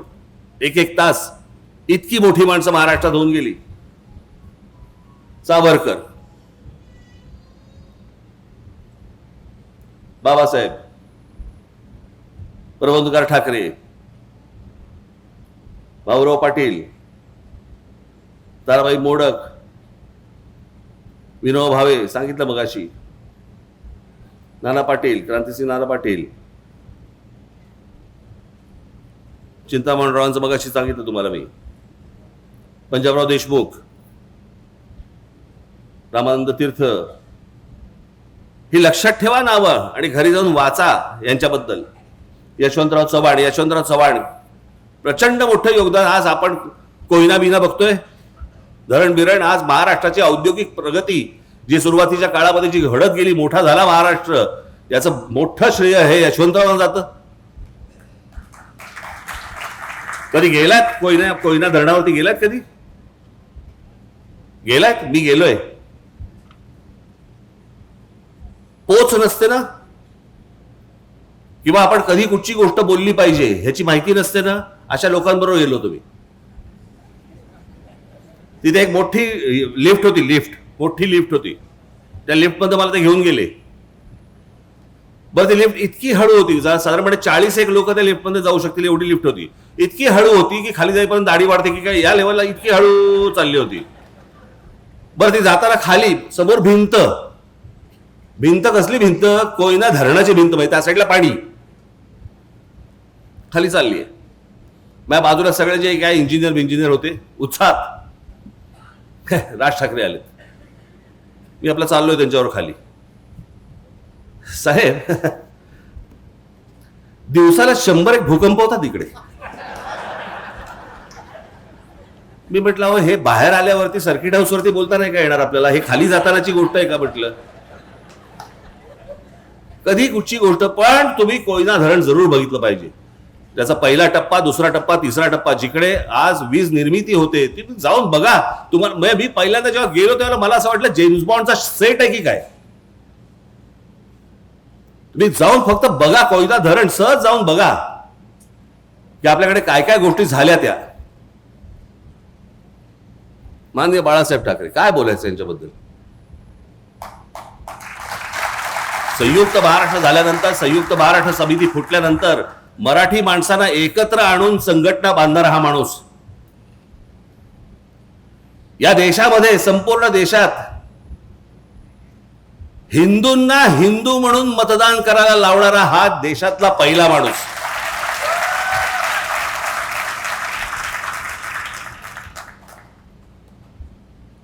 व्यंगचित्रकार म्हणून तर मोठे होतेच. विन्स्टन चर्चिल यांची कार्टूनची बायोग्राफी ही काढली गेली जागतिक लेवलवरती. ज्याच्यामध्ये बाळासाहेब आर.के. लक्ष्मण यांचे जे गुरु ज्याला म्हणतात ते ज्यांना गुरु मानलं ते सर डेव्हिड लो यांच्या व्यंगचित्रांपासून अनेक व्यंगचित्रकार त्यावेळेचे जगातले यांची व्यंगचित्र त्या पुस्तकामध्ये होती. त्या पुस्तकात भारतातर्फे फक्त माननीय बाळासाहेब ठाकरे यांची 3 व्यंगचित्र निवडली गेली होती. त्या व्यंगचित्रात, त्या पुस्तकामध्ये आर.के. लक्ष्मणांचं एकही व्यंगचित्र नाही आहे. अर्थात याने काय त्यांचं श्रेष्ठत्व कमी नाही होत, परंतु ते पुस्तक इतकं महत्वाचं आहे, इतकी मोठी माणसं सगळे आपल्याकडे होऊन गेली. म्हणजे बाळासाहेबांचं असाई शिंबून नावाचं एक जपानचं एक दैनिक होतं तिकडचं टाइम्स ऑफ इंडिया. त्या असाई शिंबून मध्ये बाळासाहेबांची व्यंगचित्र छापून यायची. आम्हाला फक्त इथले बाळासाहेब माहिती आहेत, शिवसेना पक्षाचे प्रमुख म्हणून आम्हाला माहिती आहेत, पण बाळासाहेब ठाकरे कोण होते, काय होते, कुठपर्यंत गेले होते, कोणाकोणाला माहिती होते, काही आम्हाला कल्पना नाही त्या गोष्टींची. पुढे शरद पवार, वैचारिक मतभेद असतील, राजकीय मतभेद असतील, अनेक गोष्टी असतील, पण त्या माणसाचं महत्व, श्रेष्ठत्व तुम्ही नाकारून होणारच नाही. अनेक गोष्टींबद्दल माझे मतभेद आहेत, पण सगळ्यात मोठी जर समजा गोष्ट या माणसाची जर आपण पकडली तर या महाराष्ट्रामध्ये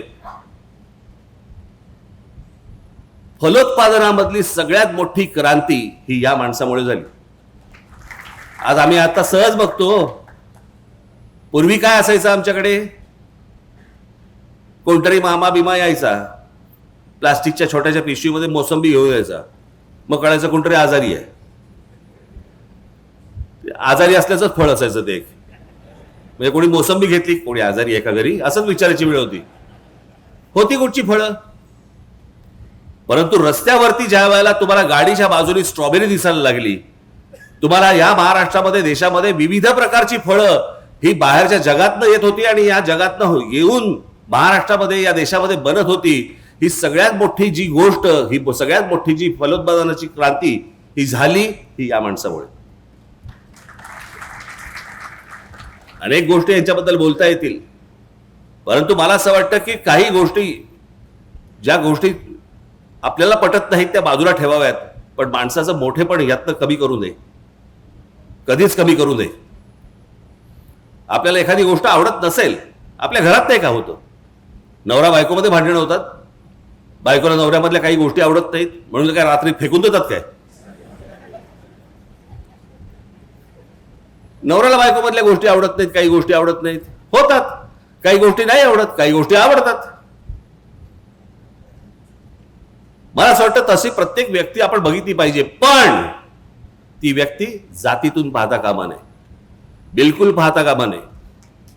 पुढे भांडारकर इन्स्टिट्यूटचे रामकृष्ण गोपाळ भांडारकर,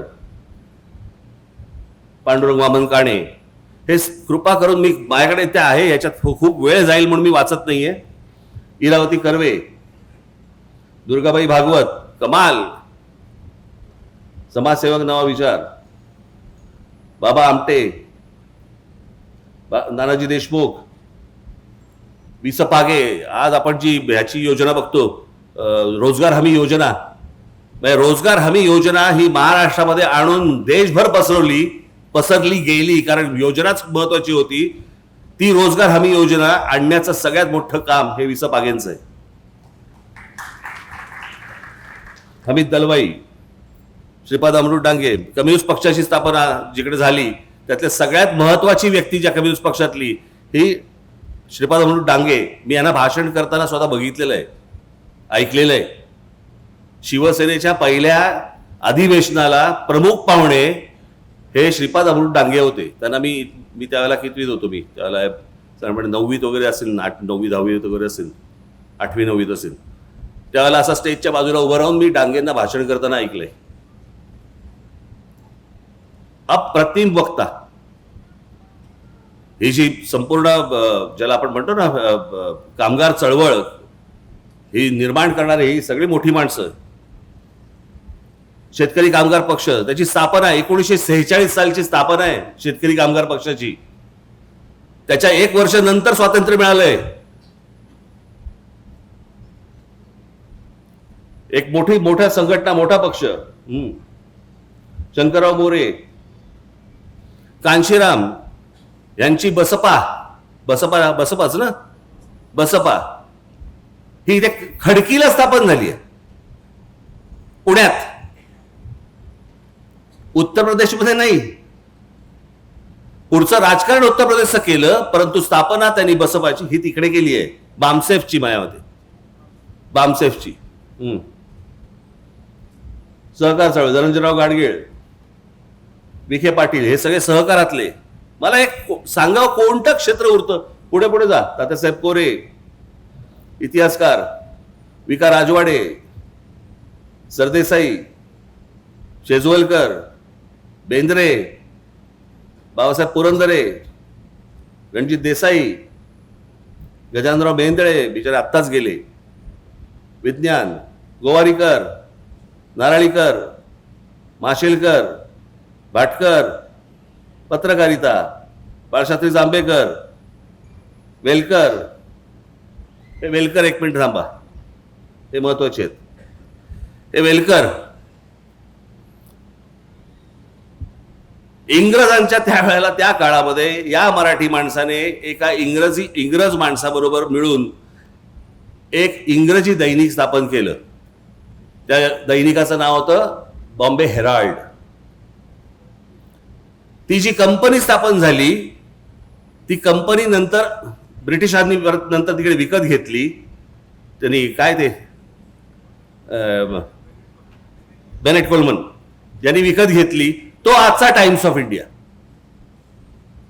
पण ती निर्मिती केली एका मराठी माणसाने. आम्हाला माहितीच नाही. जाऊ दे. कृष्णाजी बरोबर खाडीलकर हे केसरीमध्ये लिहायचे, नंतर स्वतःचं वर्तमानपत्र उभं केलं, नवाकाळ. आचार्य यात्रा यांच्याबद्दल काय बोलायचं. पांडुरंग सदाशिव खानखोजेंबद्दल मी तुम्हाला वाचून दाखवतो मुद्दामून, म्हणजे आपल्याला कळेल आपण कुठे पोहोचलोय ते. एक उत्तुंग कृषी शास्त्रज्ञ, मेक्सिकोमध्ये वनस्पती शास्त्राचे व पीक निर्मिती शास्त्राचे प्राध्यापक म्हणून काम केले. मेक्सिकन सरकारने खानखोजे यांना कृषी संचालक म्हणून नेमले आणि मेक्सिकोच्या हरित क्रांतीचे त्यांना जनक मानले जातात. आणि त्यांचा तिकडे मेक्सिकोमध्ये फोटो आहे. हे महाराष्ट्राचे आमचे, आम्हाला माहित नाही. पुढे मी मुद्दाहून त्यांच्यासाठी लिहून आणलं. माधवराव गाडगीळ, माधवराव चितळे, पाण्यावरचं प्रचंड मोठं काम. चित्रपट, दासाहेब फाळके, आम्ही विसरलो. बाबूराव पेंटर, आम्हाला माहित नाहीत. व्ही शांताराम कोण होते माहित नाही. मीनाक्षी शिरोडकर. माहिती आहे का कोण? माहिती आहे तुम्हाला कोण आहेत ते मीनाक्षी शिरोडकर? त्यांची पुतणी कोण पाहिजे, कोण नात कोण? शिल्पा शिरोडकरची आजी. आता कळलं? मी मगाशी म्हटलं ना तुम्हाला की महाराष्ट्रामधल्या स्त्रिया या क्रांतिकारक स्त्रिया आहेत. या क्रांतिकारक स्त्रियांमध्ये यांचं नाव खूप महत्वाचं आहे. या तर होत्याच, म्हणजे मोठ्या हिरोईन तर होत्याच, परंतु मी जर चुकत नसीन तर मला असं वाटतं त्यावेळेला आचार्य यात्रेंच्या ब्रह्मचारी या नावाच्या चित्रपटामध्ये या पहिल्या भारतीय स्त्री आहेत ज्यांनी स्विमसूट घातला होता. स्विमसूट, स्विमिंग करण्याचा जो ड्रेस असतो ना तो घालणारी कॅमेरा समोरची पहिली स्त्री. हे फक्त महाराष्ट्रात घडू शकतं. आणि महाराष्ट्रामध्ये शिव शिव शिव शिव असं करणारे नव्हते लोक. आपल्याकडे आता सगळं सुरू झालंय. तिकडे नको बघू, तिकडे नको बघू, मी बघतो. तू नको बघू. अरे तू नको बघू, तू का बघतो मग? पुढे शोभना समर्थ. शोभना समर्थ ह्या तर हिरोईन होत्याच, पण यांची सगळ्यात मोठी देण मराठी मधली त्या म्हणजे त्यांच्या दोन्ही मुली, एक तनुजा आणि एक नूतन. या दोन मोठ्या हिरोईन या त्यांच्या दोन्ही त्यांच्या मुली. पुढे जा. हे यांच्याबद्दल काय बोलावं. महाराष्ट्राचा सुपरस्टार.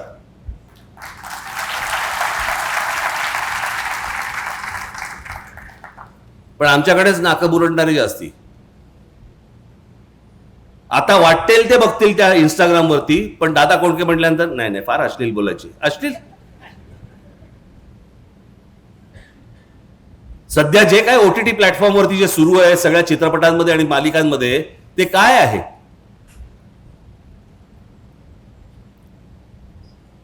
परंतु संपूर्ण हिंदी चित्रपट सृष्टीला देखील भुरळ घालणारा माणूस हा एकमेव माणूस होता. मी स्वतः बघितलेलं आहे. मी तुम्हाला सांगतो, आमच्या बांद्र्याच्या कला मंदिरमध्ये एकदा मी त्यांचा चित्रपट पाहायला गेलो होतो. आणि पुढे तो बॉक्स होता. बॉक्समध्ये आम्ही 4 जण होतो. बॉक्स काहीतरी एक 20चा बॉक्स होता. आम्ही 4 जण होतो. पुढचे 16 जण हे सगळे गुजराती होते आणि करून हसत होते. दादा कोंडकेंच्या चित्रपटाला आले होते. त्यांना समजतंय, ते येत आहेत, ते पाहतायत. आमच्या लोकांचं त्यांना फार महत्व. आम्ही विसरून गेलो. पुढे दादा कोंडकेंच्या नावाने काय आहे महाराष्ट्रामध्ये? एक तरी वास्तू आहे, एक तरी रस्ता आहे, एक तरी चौक आहे. काही नाही आमच्याकडे. निळू निळू भाऊंच्या नावाने काय आहे? एक कुठेतरी एका रेस्टॉरंटमध्ये मी बघितलं, एक आमच्या जवळचे आहेत त्यांच्याकडे विचारांकडे ते निळू भाऊ एका झोपाळ्यावरती बसले, त्यांच्या रेस्टॉरंटमध्ये तरी ठेवले. ते पुसतात त्यांना. पण निळू भाऊंच्या नावाने काय? काही नाही आमच्याकडे. नूतन. पुढे जा, पुढे जा. आशुतोष गोवारीकर, पहिला मराठी माणूस ज्याचा चित्रपट ऑस्कर नॉमिनेशन त्याला मिळालं. Oscar nomination. एक दिग्दर्शक, मराठी दिग्दर्शक. आम्ही विसरून गेलो. पुढे पुढे संगीतकार श्रीरामचंद्र. केवढा मोठा संगीतकार होऊन गेला. आमच्याकडे शिवाजी पार्कला एक कोपरा आहे, कोपरा, श्रीरामचंद्र चौक. अहो आमच्याकडे मुंबईला मोहम्मद रफींच्या नावाने चौक आहे. मोहम्मद रफी. मोहम्मद रफींच्या गाणी आजही सगळेजण ऐकतात. त्यांचे जगामध्ये इतके मोठे त्यांचे ऐकणारे लोक त्याचे आहेत, फॉलोअर्स आहेत. आम्हाला काही त्याचं नाही. आम्ही आमच्या फक्त तिकडे बांधून ठेवलं एक चौक, मोहम्मद रफी चौक. पुढे कुडाळकरांचं सांगितलं बघाशी. हे सगळे संगीत मैफिल आपल्याकडची, एवढे सगळे संगीतकार आपल्याकडे होऊन गेले. आज काय आमच्याकडे? आज काही नाही. एक आपले अजय अतुल आहेत. बाकीचे थोडे थोडे एखाद्या चित्रपटामध्ये वगैरे इकडे तिकडे येतात, पण ते जातात. हे म्हणजे सतत सातत्याने नवनवीन अख्खा म्हणजे तेवढा मैफिलच असायची हो वेगवेगळ्या गाण्यांची. म्हणजे जवळपास 60, 70, 80 हा सगळे 2 दशक यांची सगळी गाणी ऐकत आलो आपण. पुढे भीमसेन अण्णा काही आहे का आमच्याकडे? काही नाही. कुमार गंधर्व काही आहे का आमच्याकडे? महाराष्ट्रामध्ये यांचं काही आहे का स्मृती? नाही, काही नाही. दीदींच्या नावाने काय आहे का? काही नाही. किशोरीताईंच्या नावाने काय आहे का? काही नाही. कोणाच्याच नावाने काही नाही हो. आशाताईंच्या नावाने काही नाही. जितेंद्र अभिषेकींच्या नावाने काही नाही. चित्रकार धुरंधर, पी. ए. धोंड, आचरेकर, सातवळेकर, एस. एम. पंडित, दीनानाथ दलाल काही नाही. मी एकदा राष्ट्रपती भवनात गेलो होतो. मोठमोठी त्यांच्याकडे तिकडे पेंटिंग्स आहेत राष्ट्रपती भवनामध्ये, राष्ट्रपतींची काढलेली, जुन्या राष्ट्रपतींची. मी कलामांना भेटायला गेलो होतो. मी असं सहज पाहिली तिकडे, म्हटलं आता येताना बघू. मोठमोठी पेंटिंग्स आहेत ती. मी गेलो, कलामांना भेटलो, भेटून बाहेर आलो. म्हटलं आता शांतपणे बघू. एक एक पेंटिंग बघताना जेव्हा खाली बघायचो, त्यातली जवळपास 70% पेंटिंग्स ही आमच्या मराठी लोकांची होती, मराठी चित्रकारांची होती. आम्हाला काही नाही त्याचं. पुढे गायतोंडे यांचं पेंटिंग आत्ता गेलं 2-3 वर्षापूर्वी झालं असेल, 40 कोटी रुपयाला गेलं.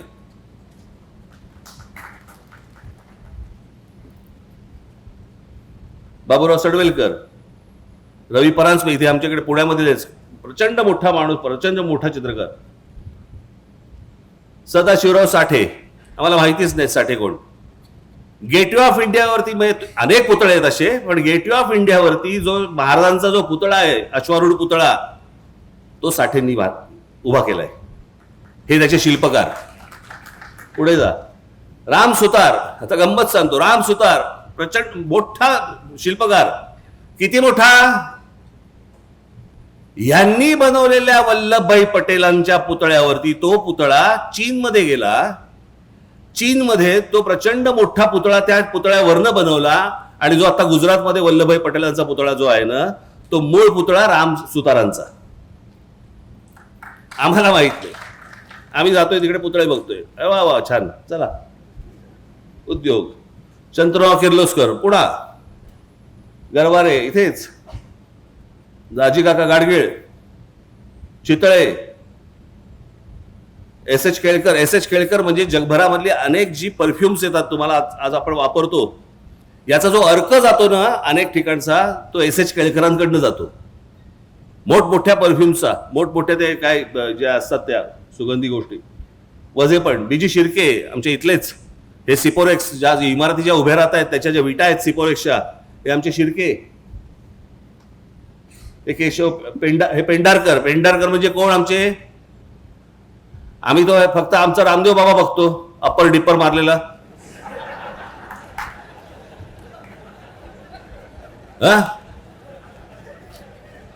ते ट्रकवाले येतात ना, अप्पर डिप्पर मारतात. एक अप्पर एक डिप्पर चालू असतं त्याचं.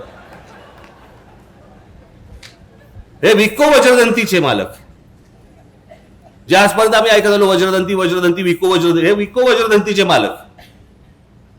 पुढे वासुदेव कोलटकर. कसले? मी मध्यंतरी एक माहिती मुलाखत दिली होती, त्याच्यामध्ये मी सांगितलं होतं आमची ठाण्याची मिसळ मामलेदारची इतकी तिखट असते की जेव्हा तुम्ही पैसे भरायला जाता त्याला एक माणूस पॅन्ट खाली करून कैलास जेवण लावून देतो.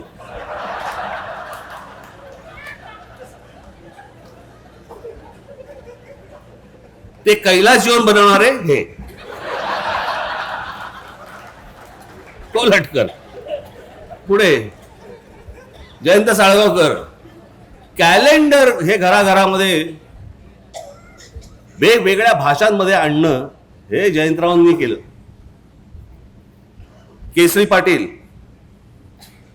मराठी माणसाला जग दाखवलं. ही ती माणसं. केसरी टूर्स अँड ट्रॅव्हल्स आणि हे राजा पाटील, राजा राणी ट्रॅव्हल्स, दोघे भाऊ, सख्खे भाऊ. सुभाष दांडेकर. आज पण पूर्वीपासून आजपर्यंत तुम्ही शाळेमधली मुलं कोणता कंपास बॉक्स वापरतात? कॅमलिनचा वापरतात.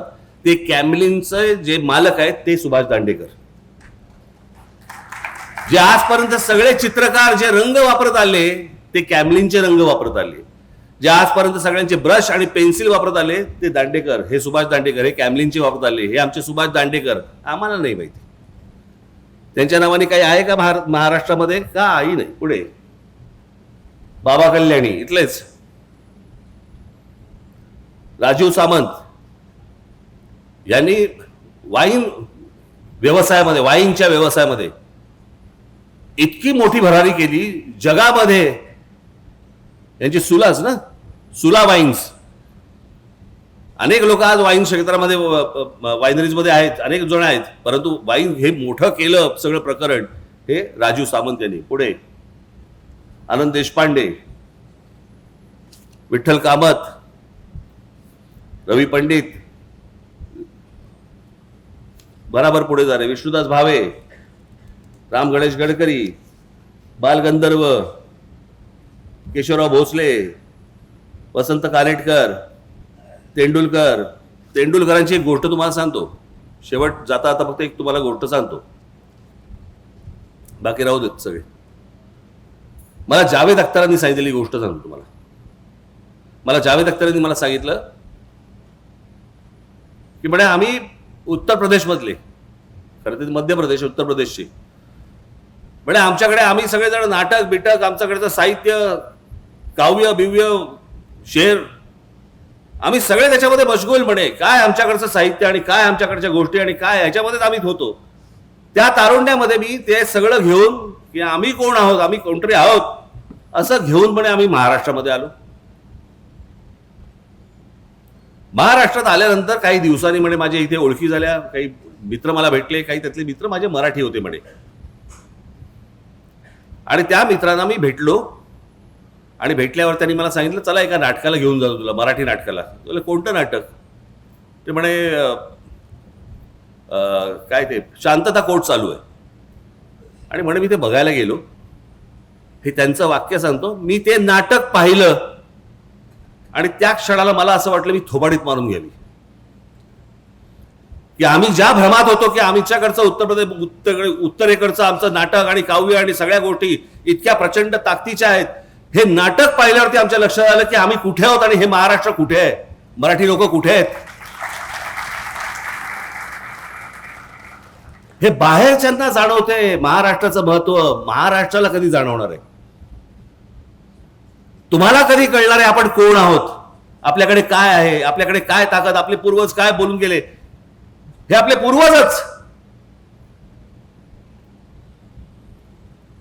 या लोकांनी इतक्या खस्ता खाल्ल्या, इतकी तपश्चर्या केली, इतक्या गोष्टी केल्यात या महाराष्ट्रासाठी, ज्याचं या महाराष्ट्राला शून्य कौतुक आहे. आणि आम्हाला काही त्याच्याशी देणं घेणं नाहीच. आम्ही सहज दुसऱ्याशी सहज हिंदीमध्ये बोलायला लागतो. माझं तुम्हाला फक्त सांगणं आहे आज, बाकी सगळं सोडून द्या. सगळ्या गोष्टी होत राहतील, आम्ही त्या सगळ्या गोष्टी करत राहू. महाराष्ट्रामधल्या मराठी माणसांनी फक्त मराठीमध्ये बोलावं, समोरचा हिंदीत बोलला तरी चालेल.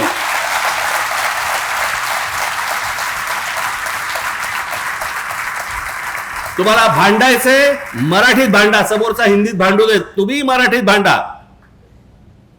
जे तुम्हाला व्यक्त करायचे ते मराठीमध्ये व्यक्त करा. समोरचे झक मारत मराठीमध्ये बोलायला लागतील.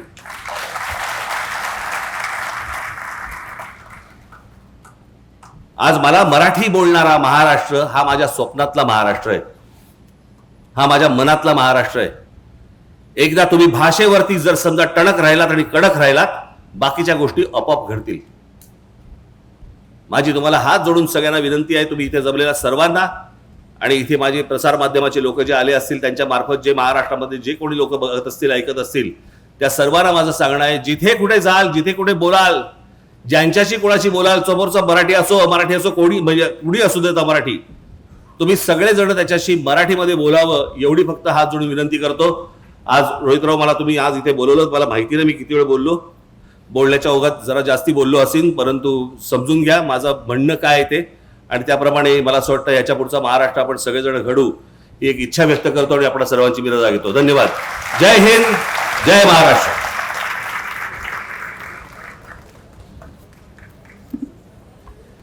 धन्यवाद.